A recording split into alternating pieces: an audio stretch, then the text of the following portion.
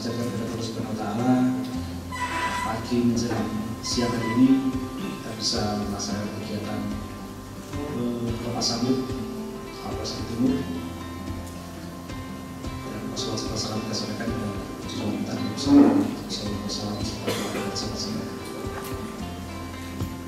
Alhamdulillah setelah 1 tahun 3 bulan saya bisa berdiri kembali di sini didampingi istri.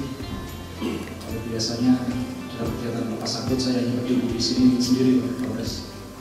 Sekarang sudah didampingi istri lagi, berarti tandanya kami harus mengucapkan kata perpisahan.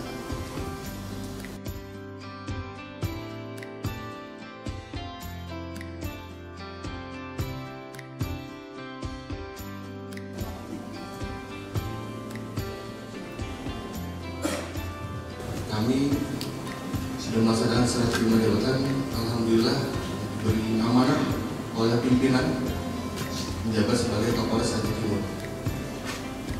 Mungkin kesempatan ini saya akan memperkenalkan diri saya ya, sebagai pendatang baru di Polres Aceh Timur ini. Nama saya Irwan Kurniadi, ya, pangkat AKBP. Saya asli Banjarmasin. Kelahiran saya di Banjarmasin, sekolah di Banjarmasin. Saya merantau setelah lulus di Akademi Kepolisian dan lulus di tahun 2006. Warahmatullahi wabarakatuh.